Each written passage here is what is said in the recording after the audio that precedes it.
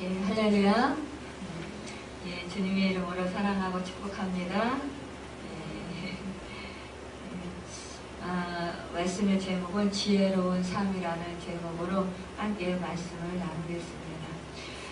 1920년대에 미국 전역을 떠들썩하게 했던 그 벨이라는 유명한 도둑이 있었다고 그래요.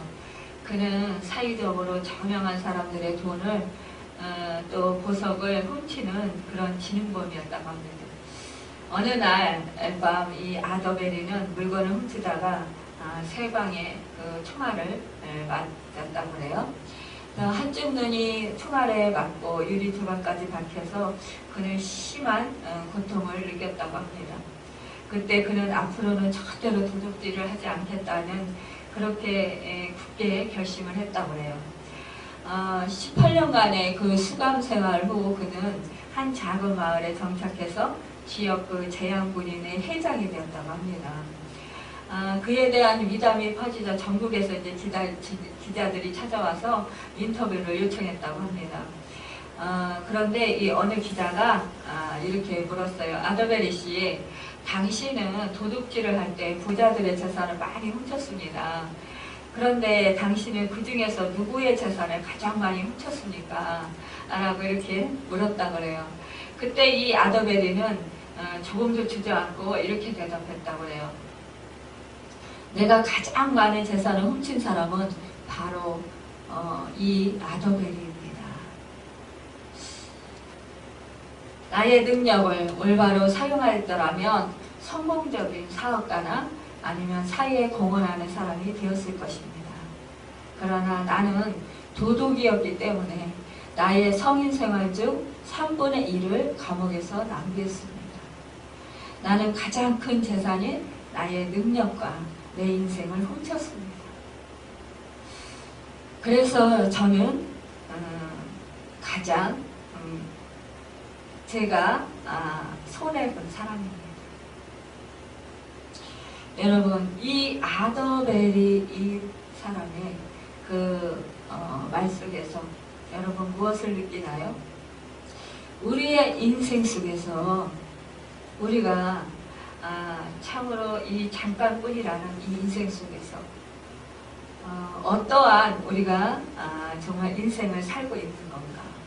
내 자신의 그 인생을 뒤돌아볼 때 그 내 삶이 정말 올바로 복되게 살았는가?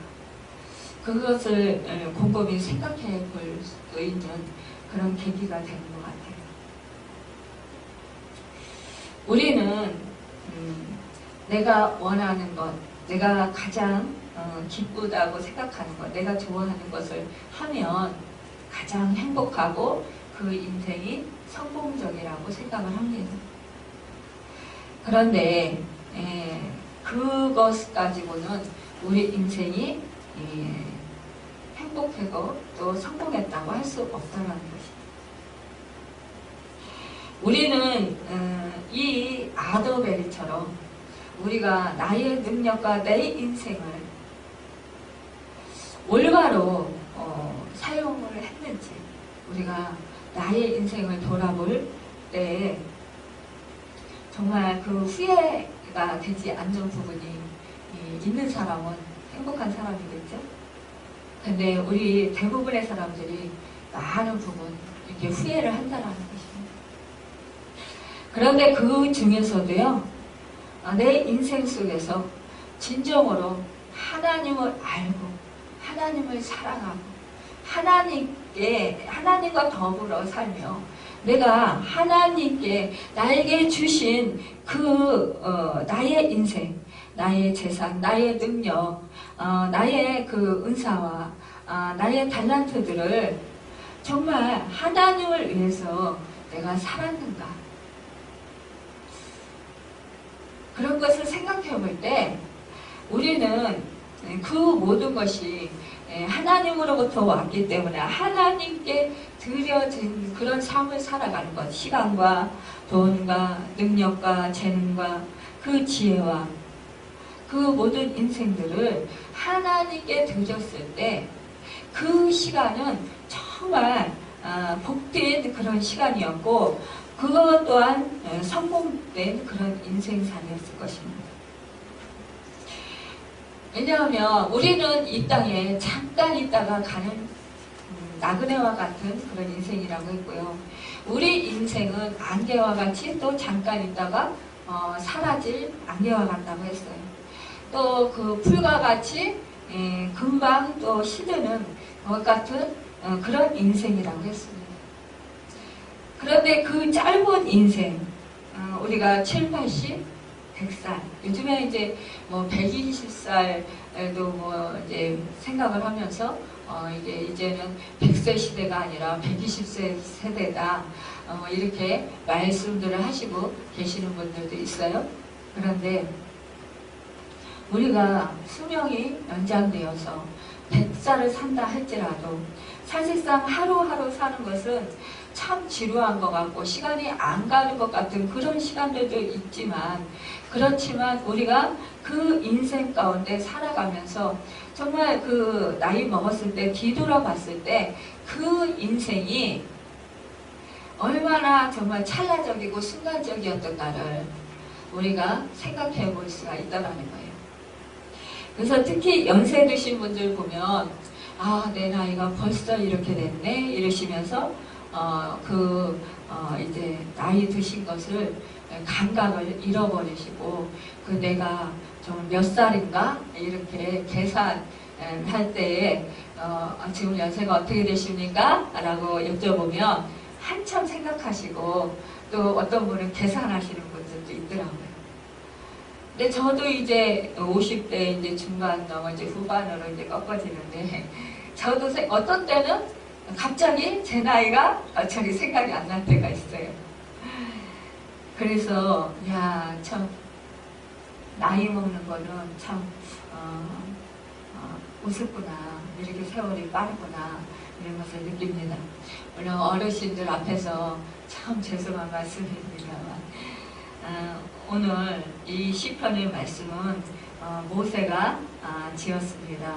그래서 이 시는 하나님의 능력으로 이제 애국에서 구원받은 이스라엘 백성이 광야를 지날 때에 원망하고 하나님께 반역하고 또 불순종과 범죄로 강에서 죽는 것을 보았고, 또 이제 그 기성세대는 이제 여호수아와 갈렙이 아무도 약속의 땅 가나안에 들어가지 못하리라는 그런 선물을 들었을 때 이때 기록된 그런 것으로 보여져요. 이 모세는 우리가 잘 알다시피 그 애굽 또 왕궁에서 40년을 살았어요. 그리고 미디안 광야에서 40년을 살았습니다.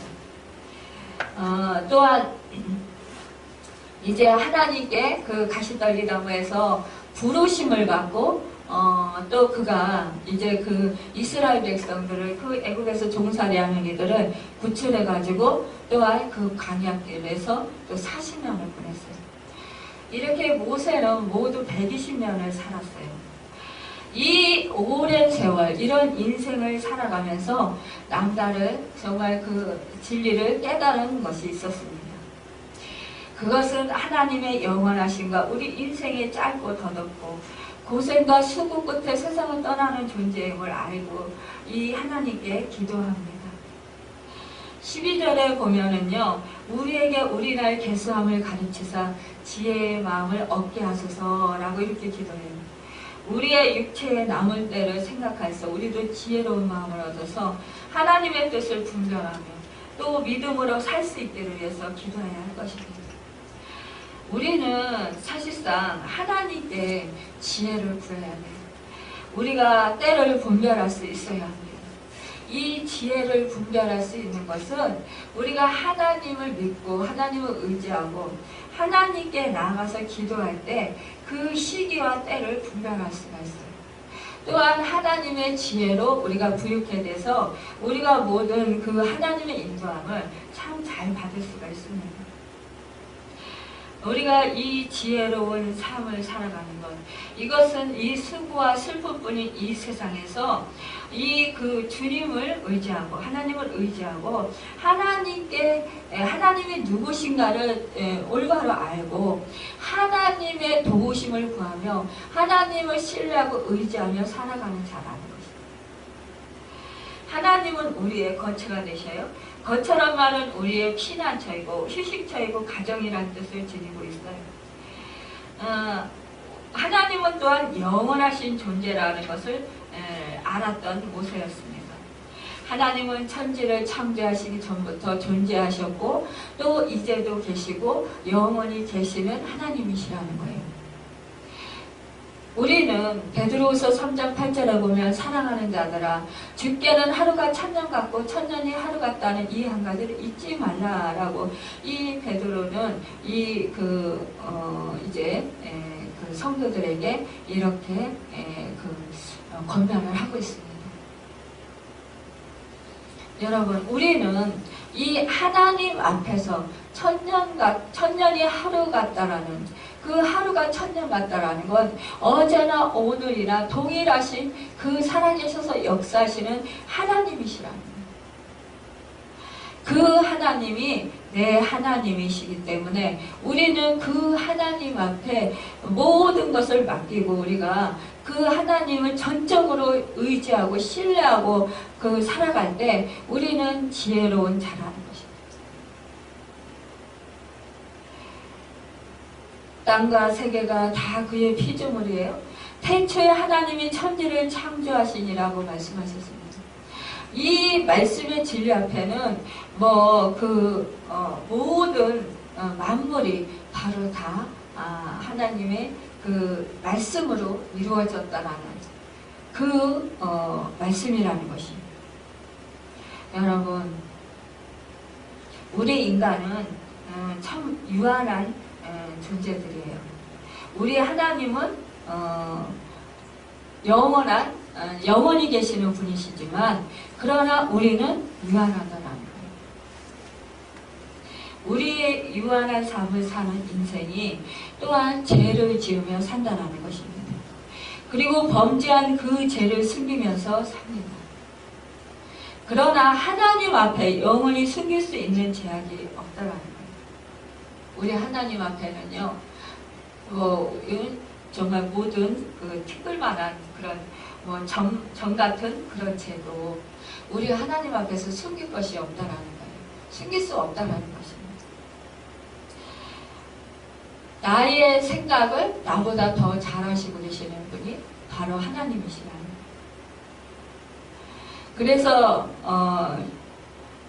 다윗은 그렇게 합니다. 내가 음부에 내려갈지라도 그곳에 우리 하나님이 계시다라는 그런 고백을 했습니다. 우리는 그러기 때문에 하나님 앞에 죄를 지었을 때 회개해야 우리가 성공의 길을 걷게 된다는 것입니다. 하나님은요, 인간의 죄에 대해서 진노하셔요. 하나님은 죄를 아주 싫어하십니다. 또 죄와 함께할 수 없어요. 하나님은 완벽하신 점도 없고 흠도 없으신 분이에요. 죄와 함께 있을 수 없어요. 우리 하나님은 거룩하신 하나님이시기 때문에.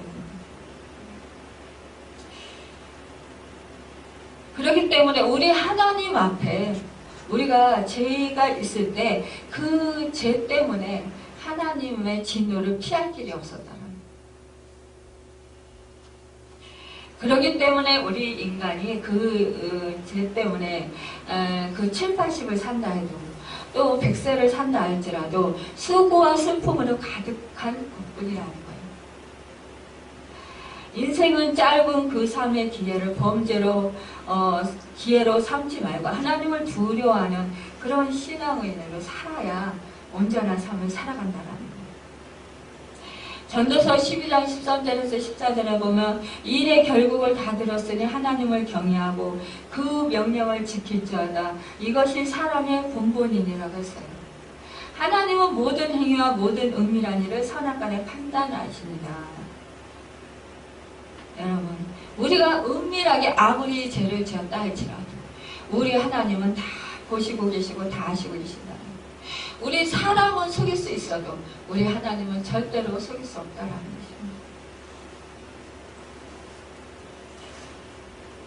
여러분, 우리 인간의 소망은 자기 자신에게 있지 않고 대대에 우리의 거처가 되시는 하나님께 있다는 거예요. 그러므로 자기의 비천과 허무와 연약을 깨닫는 인생은 하나님을 향하여 기도하게 된다는 것입니다. 하나님의 사람인 모세의 기도는 어땠느냐 하면요, 그 기도는 주의 종들을 긍휼히 여기소서라고 하나님이 기도했습니다. 우리의 행한대로 벌하시며 살아남을 그런 인생이 하나도 없다라는 거예요. 하나님이 긍휼히 여겨주셨기 때문에, 불쌍히 여겨주셨기 때문에, 우리가 또한 하나님이 오래 참아주셨기 때문에 이렇게 우리가 그래도 살아갈 수 있다는 거예요. 우리 하나님은요, 오래 참으시는 분이세요.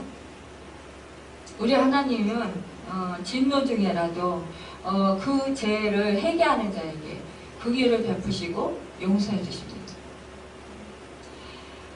여러분, 우리가 그래서 긍휼히 여겨주십시오 라고 이렇게 기도하는 건 참 지혜로운 자예요.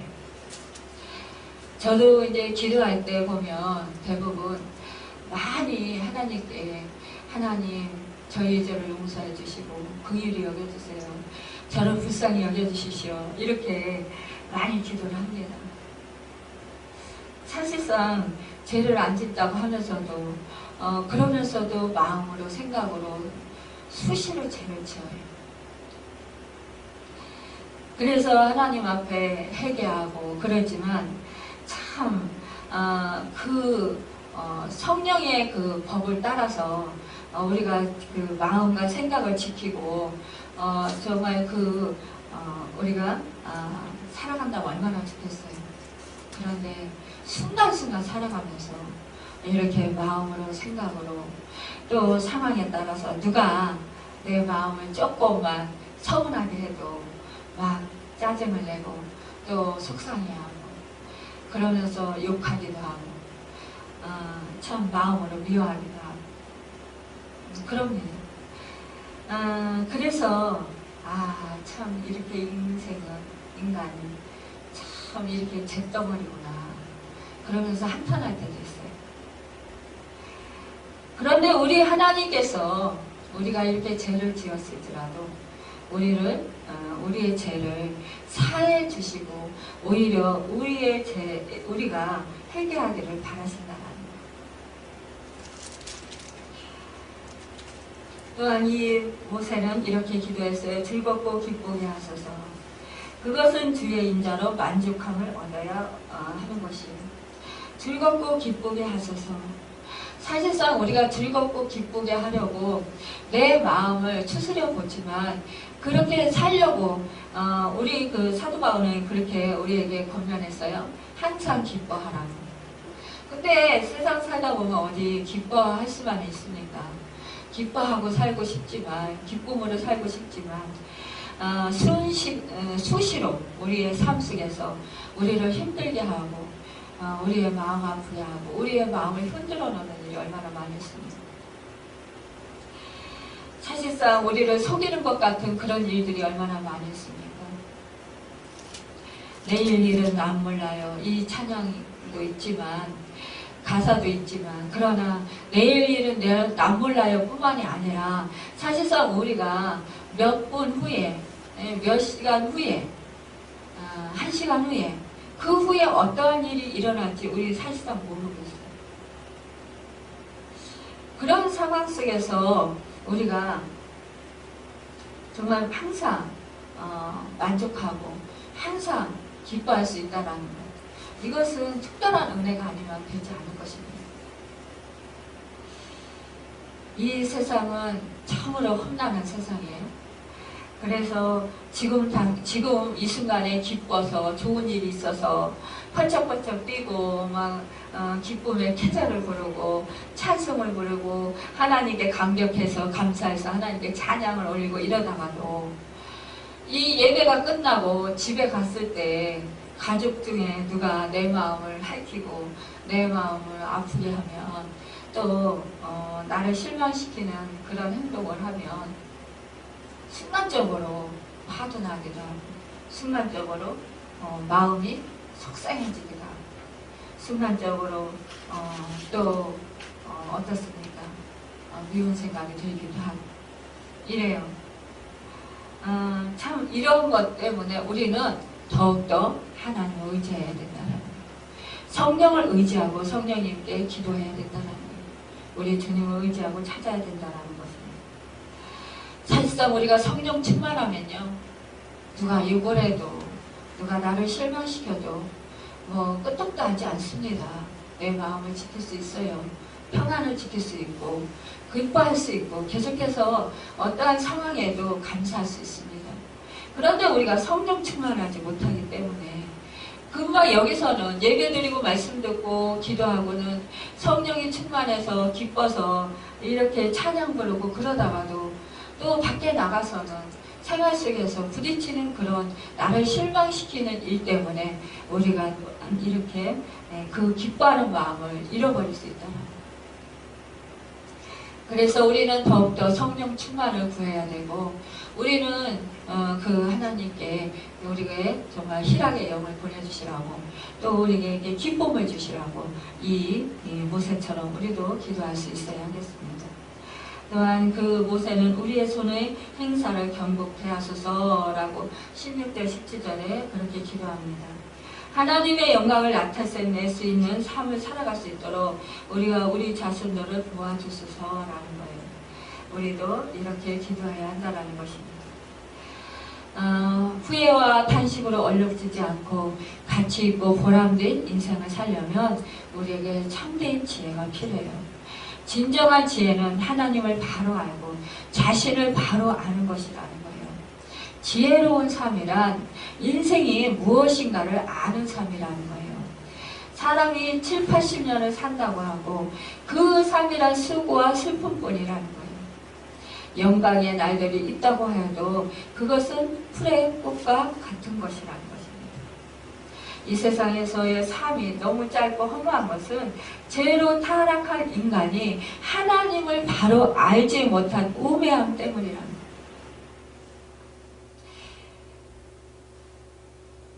우리가 고난으로 인해 견디기가 어려울 만큼 괴롭기도 한 때도 있어요. 그러나 우리의 고난도 역시 영원이라는 그런 시점에서 보면 찰나에 불과하다는 순간에 불과하다는 그 당시에는요, 괴로운 일이 생겼을 때 너무너무 고통스럽고 너무 견디기 힘들어서 죽을 것 같아서 정말 신음소리를 내면서 그냥 헤매는데, 그런데 그때는 영영 그 시간이 지나갈 것 같지 않았는데, 그런데 그래도 지나가요.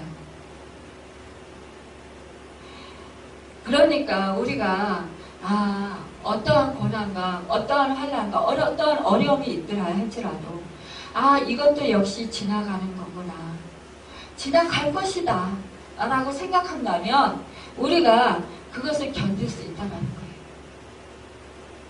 사실상 그 순간에는 그 어떠한 일로 인해서, 질병으로 인하여서, 아니면은 뭐 물질로 인하여서, 사람관계로 인하여서 너무 고통스러워서 죽을 것 같고, 그래서 너무 견디기 힘들어서 하나님께 나가서 부르짖고 기도해보지만 그 상황이 바뀌지 않을 때 영영 이것이 끝이 나지 않는 것은 아닐까, 영영 이렇게 내가 살다가 내 인생이 정말 끝나는 것은 아닐까, 그렇다면 내 인생이 너무 억울하고 너무 비참한 것은 아닌가, 이러면서 우리는 어떻게 해요? 탄식을 하잖아요. 탄식을 하는데 결국 지나가더라고요. 그래서 그것이 영영 끝나지 않을 것 같은데 결국은 지나가고 나면 그때는 그랬어 이러면서 결국은 어때요? 그때는 힘들었지만 그 힘들었던 그 어려움들이 많이 이제 그 희석되어서 많이 그 고통, 그 순간의 그 고난이 많이 사라져 있는 것을 보게 됩니다.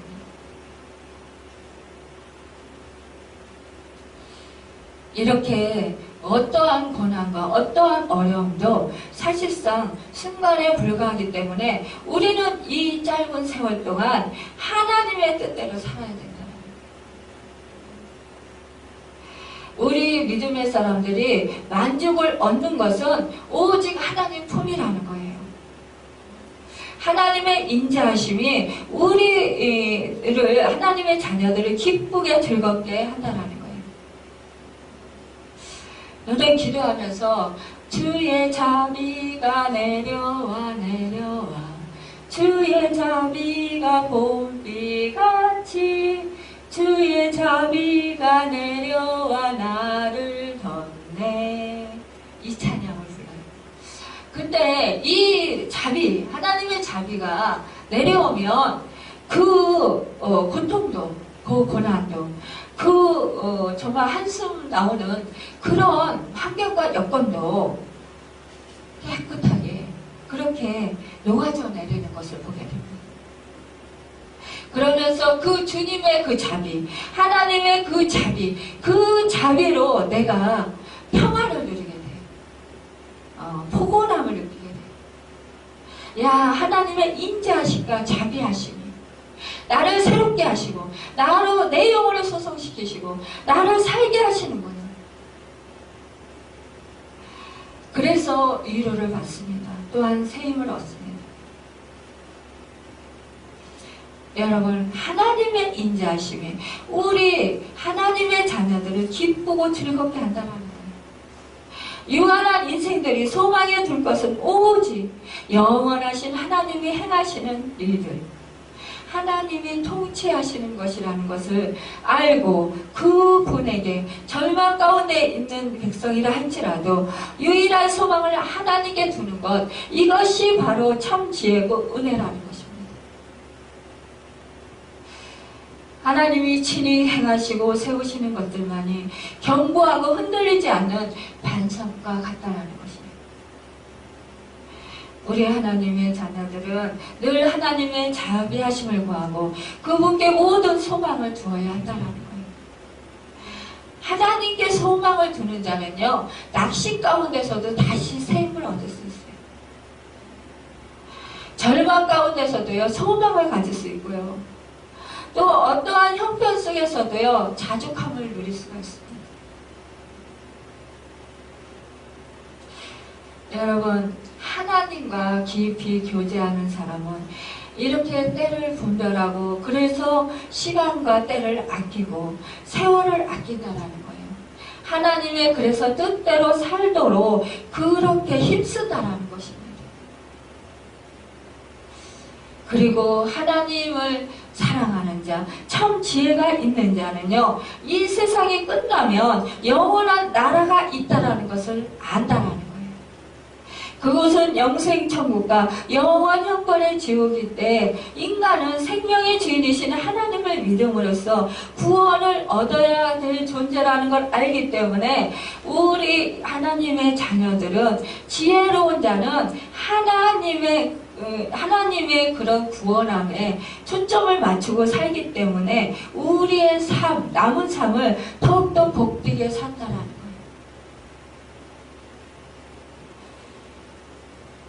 하나님은요, 인간의 그런 지은 죄로 그 인해서 그 얼굴을 돌리시지만 영원히 버리지 않으시는 그 하나님, 하나님께서는 성육신하신 예수 그리스도를 십자가에서 우리를 위한 대속의 죽음을 죽게 하심으로 그 사랑을 확증하셨다고 했습니다.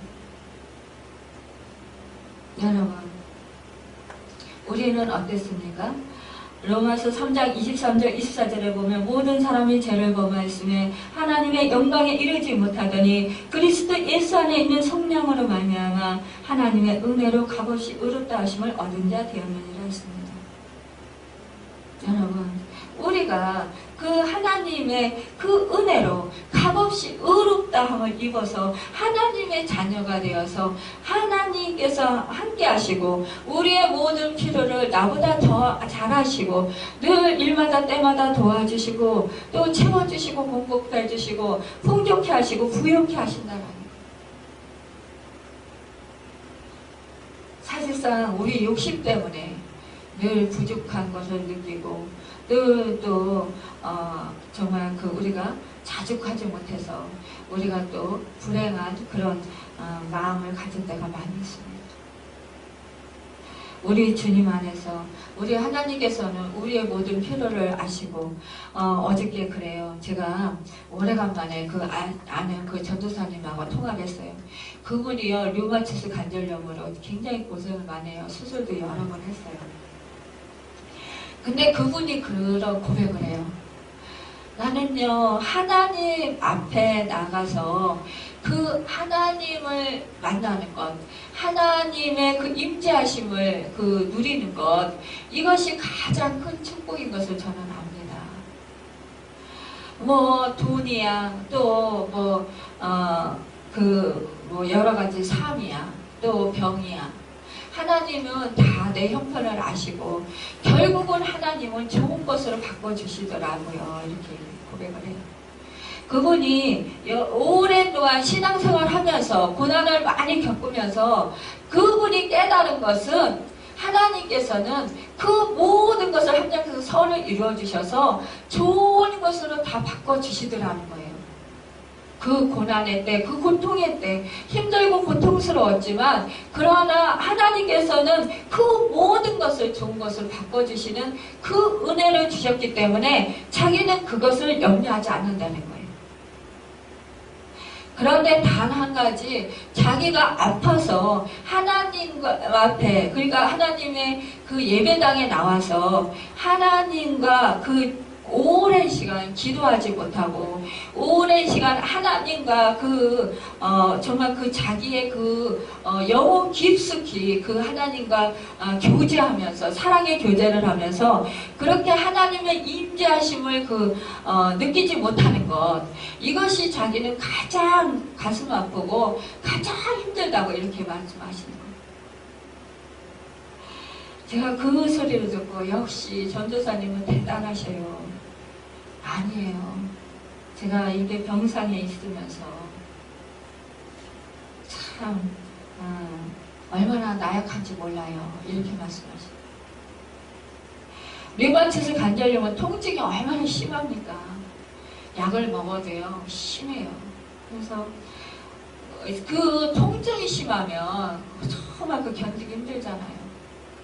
그래서 이 류마티스 관절염이 심해서 통증이 심할 때는 그냥 늘어져서 누워있게 된다는 거예요. 근데 꼼짝 못하겠대요. 몸을 못 움직이고. 근데 허리도 안 아프대요. 하루고 이틀이고 계속 누워있어도 허리도 안 아프다는 거예요. 근데 그것 또한 신기하다라는 거예요. 저하고 대화를 하면서 저는 조금 누워있으면 어느 정도 쉬었다 싶으면 우리 주님이 저 속에서 성령님께서 그렇게 말씀하셔요. 일어나 걸어라. 내가 너에게 세임줄게. 일어나 걸어 막 이렇게 말씀을 하셔요. 재촉을 하셔요. 그래서 저는 너무 조금만 더요. 조금만 더 쉬고요. 조금만 더 쉬었다 일어날게요. 이렇게 저는 막 사정을 해요. 그러면서 주님 조금만 더 있다가요. 그런데도 계속 아니야 일어나 걸어 새 힘을 줄게 이러신단 말이에요. 그래서 그 음성 듣고 할 수 없이 알았어요.